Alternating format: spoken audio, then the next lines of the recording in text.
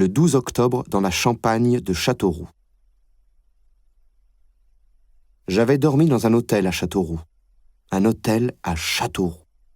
Cette phrase me rappelait vaguement la didascalie d'un vaudeville, et la simple évocation de cet épisode me ferait désormais penser que j'étais devenu un bourgeois de la Biche.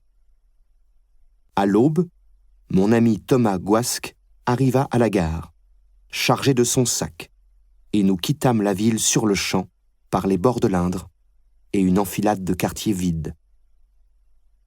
Gouasque venait de perdre son père. Il allait marcher quelques jours avec moi pour fouler aux pieds le chagrin et renouer avec les cavalcades que nous menions depuis 10 ans. « Mon vieux, les temps ont changé, dis-je. »« Pourquoi cela ?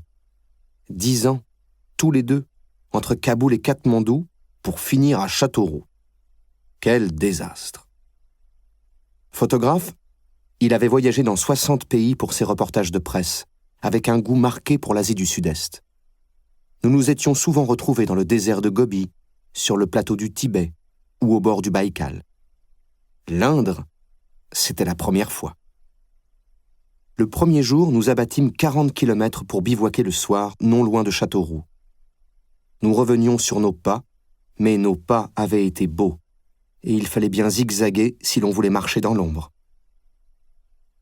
Sous les peupliers, nous évoquions les morts. Son père, ma mère. Nous n'avions pas les mêmes recours pour les consolations. Il avait Dieu, je me contentais du monde. Qu'est-ce qui était le plus secourable ? Croire à l'éternité du paradis ou chercher l'ombre des morts dans les plis de la nature ? De cela, nous parlâmes beaucoup, mais le fossé était infranchissable. Moi, je me plaisais à imaginer que le souvenir de ma mère se manifestait parfois dans les reflets d'un étang. Lui savait son père en paix dans des parages qu'il gagnerait un jour. Nous n'allions pas commencer à tenter de nous convaincre. Nous traversâmes des plaines caillouteuses. Les pentes inclinaient leurs biseaux vers le ciel, offrant à la lumière de beaux aplats fertiles. L'air sentait la champignonnière. Le paysage avait des airs de champagne. Pendant 4 jours, nous cheminâmes le long de l'Indre. La rivière déroulait sa soie à travers les haies de peupliers ou les remparts de saules. Nous captions sa présence. Elle éclatait dans la lumière, se rétractait dans l'ombre, revenait, s'enfuyait encore. Nous cherchions les beaux bivouacs sur les îles, dans les sous-bois. J'avais presque la crainte de déranger les fées tutélaires. Nous mettions la table sur les souches, dans l'écorce desquelles dormaient des salamandres bleues à la peau de velours. Nous dissimulions nos feux pour ne pas ajouter leur crainte du romanichel au malheur des paysans. Gouasque taillait des pics dans des branches de sureau pour embrocher ses saucisses, et nous comprenions pourquoi les Russes aimaient tant faire griller de la viande dans la forêt. Le bivouac est une échappée. On s'y soule sans entrave, et aucune oreille n'entend vos conversations. Charcuterie et liberté. Le bivouac est un luxe qui rend difficilement supportable, plus tard, les nuits dans les palaces. Le jour, nous étions en quête de petits commerces dans des villages endormis. Trouver un café équivalait à chercher l'oasis au sud de Ouarzazate. Glion, ville-dieu, avait été frappé d'un sort funeste. Le destin les avait affligés d'une nationale. C'était une saignée dans le gras de la campagne. Une noria de 33 tonnes traversait des glacis vides. À Villedieu, sur le tympan de l'église du XIXe siècle, s'étalait en lettres noires « République française ». « Saloperie de père Combe », dit Gouasque. À Glion, cette banderole sur la mairie. « Ruraux, sous-citoyens de la République ». C'est un slogan contre les projets de fusion des collectivités. Les commerces, voilà ce qui va fondre dans la fusion, dit Gouasque. Le pays était comme les agonisants, pas content de changer d'air.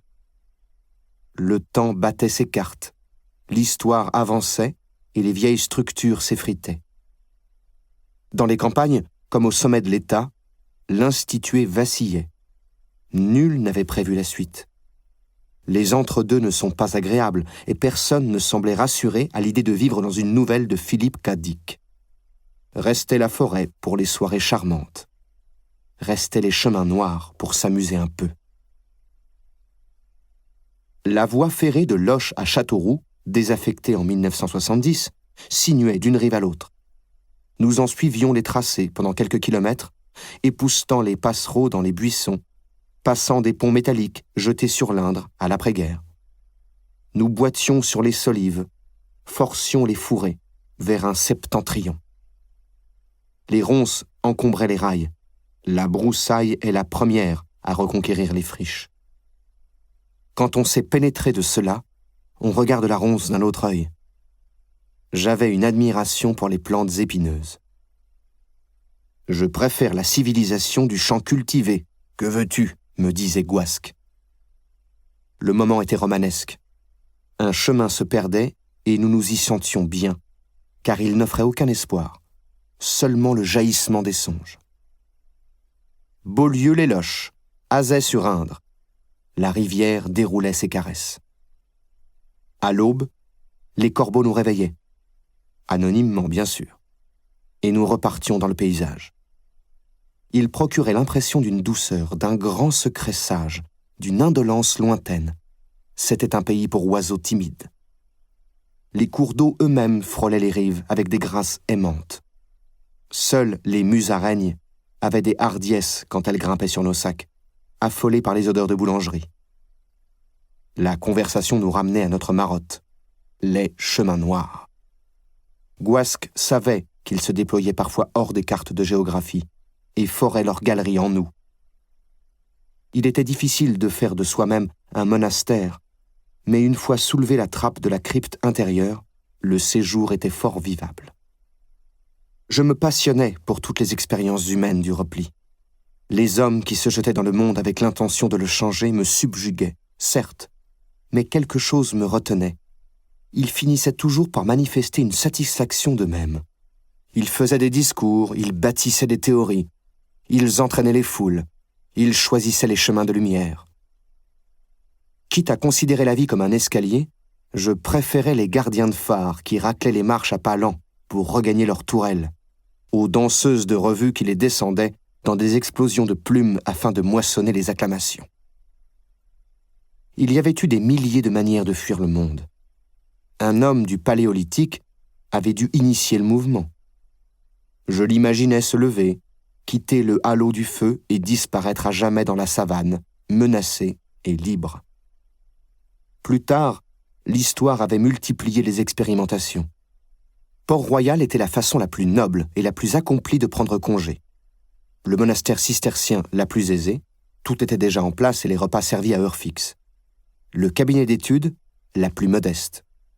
Il suffisait d'aimer l'érudition et d'avoir un bureau. L'atelier d'artiste, la plus civilisée. On se retirait et on laissait une œuvre à la postérité. Le refuge de montagne, la plus hédoniste. En cas d'ennui, on s'envoyait une face nord pour la beauté du geste. La grotte d'Ermite, époque bouffeur de lézards du IVe siècle, la plus doloriste. La bergerie dans les alpages, la plus romantique. La cabane dans les bois, la plus juvénile. Le fortin colonial aux avant-postes de l'Empire, la plus classe. La commune rejouée dans un corps de ferme, la plus risquée, car l'État n'aimait pas les îlots de contestation potentiels. L'écrivain Élisabeth Barillet venait d'exposer une nouvelle méthode. Elle affirmait que sa semi-surdité l'avait condamnée à l'aventure de la profondeur. Restait aux êtres terrassés par la laideur du monde à se crever les yeux. Tous ces reclus avaient emprunté leur chemin noir vers les domaines intérieurs de la solitude. Ils refusaient l'accumulation des objets, s'opposaient à la projection du monde sur un écran. Les anarchistes de Tarnac, les starettes de la vieille Russie et les méharistes de l'AOF n'auraient peut-être pas accepté de s'adresser la parole. Pourtant, ils se ressemblaient. Peupler le désert ne leur déplaisait pas. Ils demeuraient maigres et chacun savait que l'ennemi surgissait souvent du vide. Gouasque me quitta au sud de Tours, sur les bords de l'Indre, et je poursuivis la remontée vers le nord sous un ciel tiède. L'air sentait le cierge éteint et la robe des chats gris. une odeur d'automne. Une lumière de pastel me ringuait les labours. J'allais plus élastiquement qu'au début de mon voyage. La marche distillait ses bons effets. Elle me léguait ce trésor dont j'avais tant besoin et que j'avais été si peu disposé à conserver. Le rythme. Parfois, à grande goulée, j'aspirais l'air au-dessus des champs. Pouvait-on s'enivrer du parfum des prairies lavées par la nuit, comme on s'enivre de bon vin sec? Il y avait quelque chose d'excitant dans ces bouffées d'herbes coupées, le signe que la terre respirait et que j'avais encore pouvoir de la fouler. Dans une maison d'hôte, d'Azay-sur-Indre, je tombais sur une histoire du bagne de Cayenne. J'y découvris l'antienne des condamnés. Le passé m'a trahi, le présent me tourmente, l'avenir m'épouvante. La marche dans les bois balayait ces effrois. J'aurais pu recomposer la ritournelle. Le passé m'oblige, le présent me guérit. Je me fous de l'avenir.